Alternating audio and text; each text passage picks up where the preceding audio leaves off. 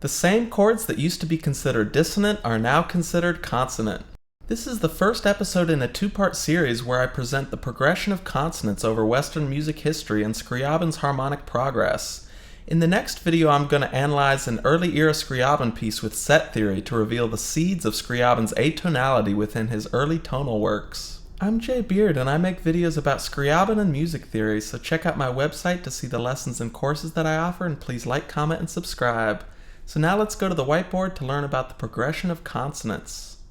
The term consonance actually has several meanings. While we might typically think of consonants as agreeable sounding, we'll be focusing on the idea of functional consonants. This refers to whether harmony is being used as something stable which we could start or end a piece on with no need for resolution, or whether the composer treats a chord as unstable, only briefly used before resolving. Leonard Bernstein talks about how over the course of Western music history, higher and higher overtones of the harmonic series are accepted as consonants over time. In Gregorian chant, only fifths and fourths and octaves were allowed as consonants. In the Renaissance era, thirds were added, and for a long time only triads were considered consonant. Here's an example of how Bach applies seventh chords as a temporary dissonance in his famous C major prelude.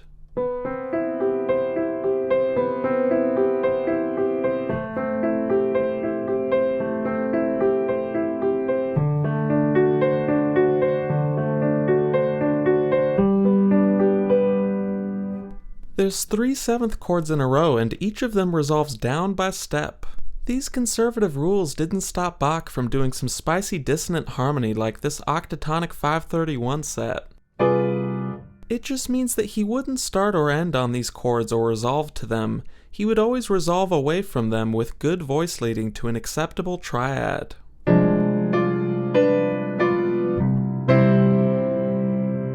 Fast forward to today, we have an entire progression like the 12-bar blues that exclusively uses the 7th chord. In the 20th century, basically all harmony functionally gets applied as a consonance. So how did we go from consonants being limited to triads to all of the overtones being accepted? I would say a giant leap forward occurred within Scriabin's lifetime from his early to late era. By the time Scriabin comes around, composers like Wagner and Liszt had already explored most of the overtone extensions like 9s and 13s, often during the 5 chord, which functions as a dissonance.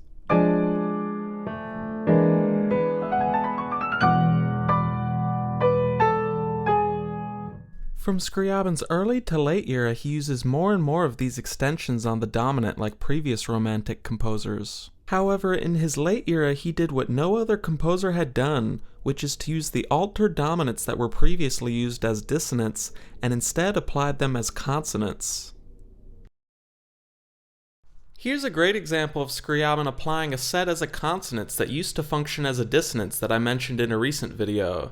Flames Sombre starts and ends using set 516 as a consonance.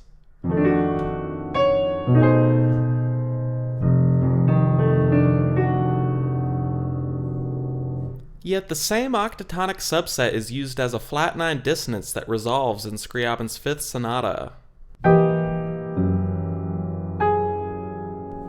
In the early era Scriabin piece I'm playing in the next video, we'll see another example of 516 applied as a dissonance. In my video on Scriabin's middle era use of the mystic chord, I show how the mystic set and acoustic set are applied as dominants that resolve to the tonic.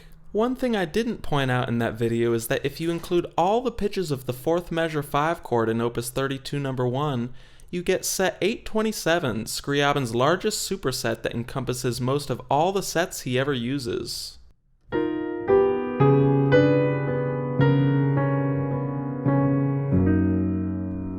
When we don't omit the non-chord tones, we might call this chord a 7, flat 9, regular 9, sharp 11, 13 chord, which I discuss further in this video, which is the superset for all of his mystic and octatonic sets.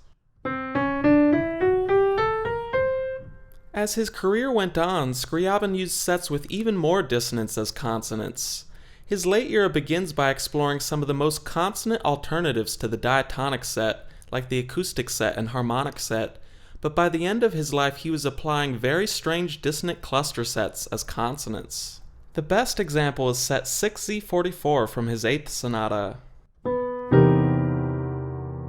The piece actually begins with that enigmatic chord, and it returns throughout the piece, such as this mystic set moving to 6Z44 repeatedly.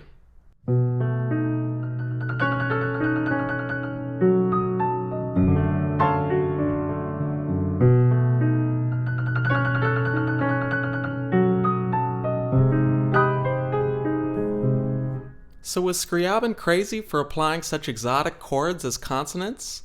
I think his approach to atonality was actually a lot more methodical and even consonant than what other composers like Schoenberg were doing around his time. Schoenberg did away with hierarchies of consonants entirely, and Bartók would use chromatic clusters as consonants. As dark as Scriabin's 8th Sonata can seem at first, with enough listens you can hear the beauty in set 6Z44 and see that even the most dissonant harmony used by Scriabin is still towards the consonant end of the overall consonant spectrum. Scriabin's music starts out with few instances of mystic and octatonic sets, and as his music progresses we get more and more of them till they become the consonants that makes up entire compositions. As his late era progresses, he continues down the spectrum of consonants to explore more and more dissonant sets intentionally, preserving the tradition of repetitive continuity of harmony, a hierarchy of consonants, and a focal pitch to start and end on. Check out the next part of this video when it's available, and consider looking at my Composing Like Scriabin course. Check out my website, join the Discord, and please like, comment, and subscribe.